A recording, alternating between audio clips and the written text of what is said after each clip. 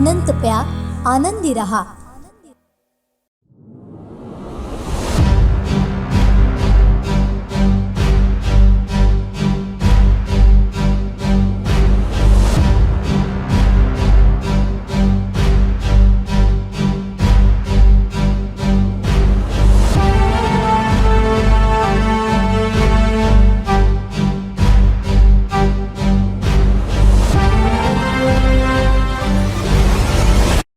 सरखेल कान्होजी आंग्रे यांचे 9वे वंशज रघुजीराजे आंग्रे हे देवगड तालुक्यातील विजयदुर्ग येथील श्रीदेव रामेश्वर मंदिरात चांदीच्या मूर्तीच्या प्रतिष्ठापनेसाठी आले होते।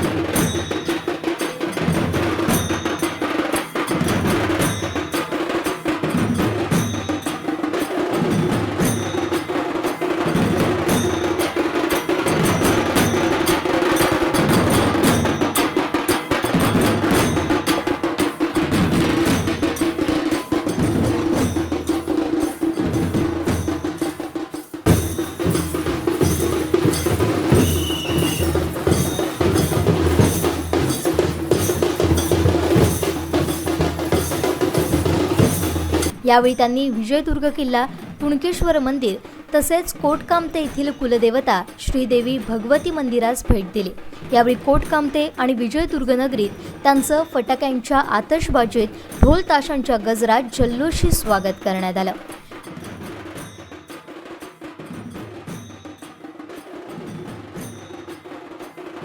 यावेळी कुणकेश्वर आणि कोटकामते येथील कार्यक्रमात व्यासपीठावर रघुजीराजे आंग्रे, सौ भैरवी आंग्रे, इनामदार श्री भगवती संस्थान कोटकामतेचे अध्यक्ष गणेश खाडी, श्रीदेव कुणकेश्वर देवस्थान ट्रस्टचे अध्यक्ष संतोष लब्दे, कुणकेश्वर सरपंच चंद्रकांत घाडी, कोटकामते सरपंच विजय कुडपकर, खुडी सरपंच मनाली मुणगेकर, दहिभाव सरपंच शुभांगी राणे, तुकाराम तेली, प्रसाद गोडबोले आदी मान्यवर उपस्थित होते।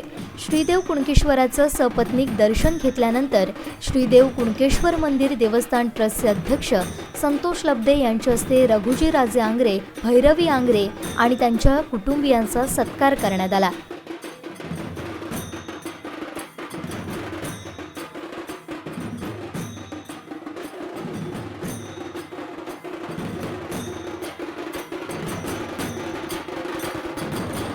कुणकेश्वर नंतर राजे कोटकामतेकडे जाण्यास प्रयाण केलं।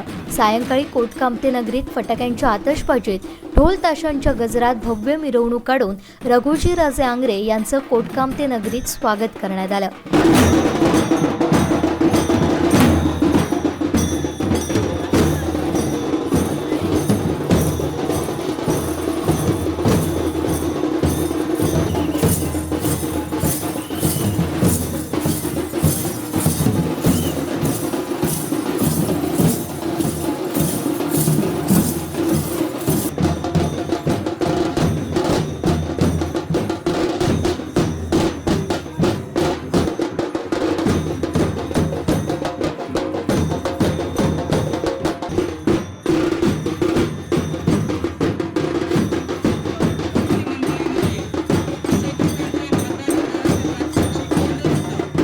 इनामदार श्रीदेवी भगवती संस्थान कोटकामते या मंदिराचा जीर्णोद्धार त्या काळी सरखेल कान्होजी आंग्रे यांच्या हस्ते झाला असल्याचं तेथील शिलालेखात उल्लेख आहे। त्यामुळे रघुजीराजे आंग्रेंच्या भेटीला विशेष महत्त्व प्राप्त झालंय।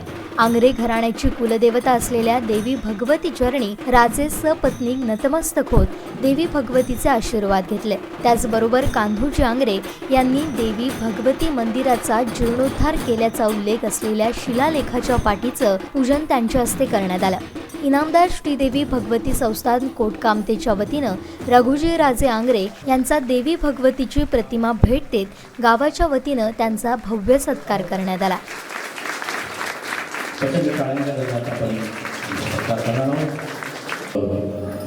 त्याचा स्वीकार करावा।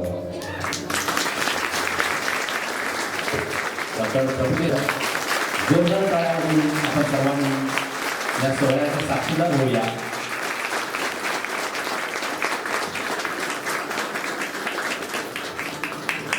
दरम्यान आयुर्वेद गुरु म्हणून शासनाकडून गौरविण्यात आलेल्या कोटकामते येथील डॉक्टर मुरलीधर प्रभुदेसाई यांचा रघुजी राजे आंग्रे यांच्या हस्ते सत्कार करण्यात आला. सरखेल कान्होजी आंग्रे यांचे 9वे वंशज असलेल्या रघुजी राजे यांनी दिलेल्या व्याख्यानातून विजयदुर्ग आणि कोटकामते गावाचा इतिहास उलगडलाय. मी माझ्या वडिलांबरोबर आणि काकांबरोबर 83-84 सालच्या पावसाळ्यात इथे पहिल्यांदा आलो. तेव्हा त्या तिथे बसलो होतो. ती नक्षी होती, तिच्यावर बोट फिरवून बघत होतो, ह्या अशा वयाचा असेल. आणि त्यानंतर तिथपासून आज इथपर्यंत आलो तेव्हा सगळं बोट माझ्या डोळ्यासमोर उभं राहिला. गेल्या अनेक वर्षात अनेक वेळा मी ह्या गावाला आलेलो आहे, ह्या मंदिरात आलेलो आहे. कोकणातल्या परिसरात कुठेही आलो तरी माझ्या मनामध्ये इथे काहीतरी स्थान आहे. एक दिवशी आम्ही दोघं रात्री इथे आलो होतो. अंधाधुंद पाऊस कोसळत होता. मंगेशजींना माहिती आहे, मी विचारलं होतं रस्त्याच्या बद्दल मंगेशजी. आणि अगदी पाण्यातून वाट काढत मी गाडीने आलो होतो. लाईट गेलेले होते गावातले. मी दर्शन केलं, आणखीन 10 मिनिटात परत गेलो. मला वाटतं रात्रीच्या उशिराच्या वेळेला कधीतरी आलेलो होतो. तर ज्या वेळेला वेळ मिळते मला त्यावेळेला मी इथे येतो. छत्रपती शिवाजी महाराजांच्या पूर्वी ह्या देशाने अनेक राजवटी पाहिल्या. अगदी शालिवाहनापासून ते म्हणजे अगदी रामापासून शालिवाहनापर्यंत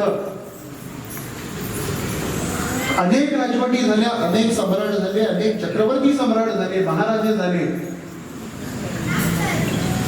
शिवाजी महाराजांच्या नंतरच्या कालखंडात सुद्धा संस्थानी वातावरणात 550च्या वर राजघराणी झाली. एवढी संस्थानं झाली, एवढे राजे झाले, सरदार झाले, जहागीरदार झाले, सरंदामदार झाले. पण छत्रपती शिवाजी महाराज की म्हटल्यावर 350 वर्षानंतर सुद्धा एकाच माणसाच्या नावाने जय जयकार येतो, तो म्हणजे छत्रपती शिवाजी महाराजांच्या नावाने. छत्रपती शिवाजी महाराजांनी जेव्हा स्वराज्याची स्थापना केली, तोरण्यावर स्वराज्याचं तोरण बांधलं म्हणून आपण सर्व लहानपणापासून ऐकत आलोय, शिकत आलोय, बोलत आलोय. 3.5 जिल्ह्यातलं शिवाजी महाराजांचं ते स्वराज्य एवढंच रोखतं होतं. वास्तविक पाहता विचार करायला गेलं तर औरंगजेबाचा एक सुभा स्वराज्याच्या 6 पट मोठा होता. 1, 2 नाही, असे 6 सुभे औरंगजेबाकडे होते. आजच्या हिंदुस्थानाचा जर विचार केला तर आपल्याला भारताच्या सीमा ओलांडून जावे लागतील. कारण पाकिस्तानच्या टोकापासून ते बंगालच्या खाडीपर्यंत राज्य असलेला औरंगजेब 27 वर्ष शिवाजी महाराज नसताना आला. इथे त्याचा कोट्यवधीचा खजिना, लाखो लोकांची फौज घेऊन आला. 27 वर्ष उभा आडवा महाराष्ट्र तुडवत फिरत होता. पण शिवाजी महाराज दिवंगत झाल्यानंतर महाराष्ट्राने त्याला 27 वर्ष झुंजवला आणि इथल्याच दख्खनीच्या मातीत गाडला. पण महाराष्ट्र झुकला नाही, पिचला नाही, वाकला नाही. कारण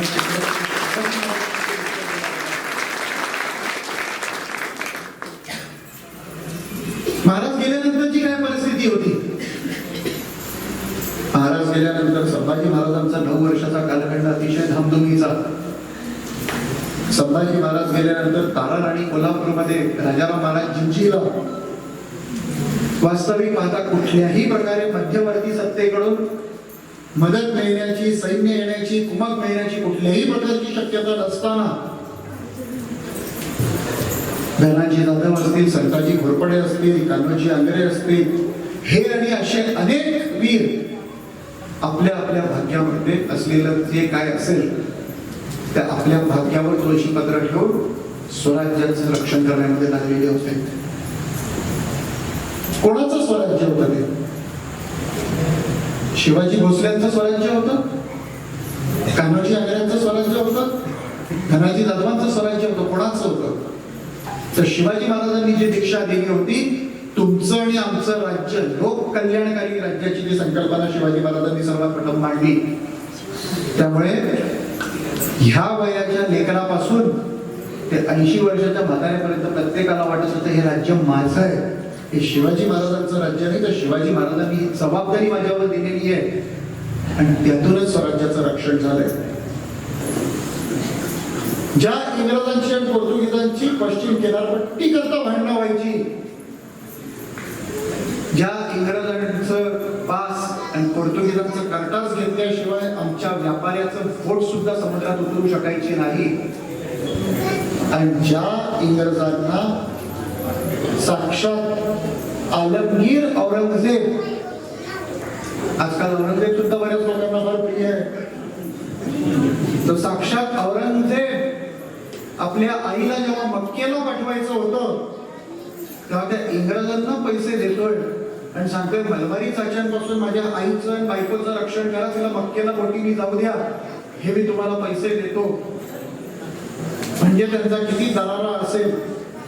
आणि त्या इंग्रजांना आमच्याच सत्तेने ठणकावून सांगितलं, इथून प्रवास करायचा असेल, तुम्ही काय मोठे असाल ते तुमच्या देशात, पश्चिम किनारा आमचा, वसईपासून वेगवेगळ्यापर्यंत प्रवास करायचा असेल तर गप गुमान निमोड दस्तक घ्या, नाही तर परिणामांना तयार राहा. आपण जर आपल्या विचारांशी आणि आपल्या कृतीशी ठाम राहिलो आणि आपले उच्चार, आचार आणि विचार हे एका दिशेत चालणारे राहिले तर आपल्याला कुठल्याही प्रकारच्या उद्बोधनाची, प्रबोधनाची, गुरुमंत्राची गरज नाही. आपले पूर्वज आजपर्यंत जे करत आले तो वारसा आपण समजून राहिलो, त्यांनी केलेल्या चुका टाळत राहिलो, तरी मला वाटतं उद्याचं भवितव्य आपलं उज्ज्वल आहे. एवढंच बोलतो. आई भगवती मातेला परत एकदा वंदन करतो. आपण मला इथे सगळ्यांनी बोलवलं,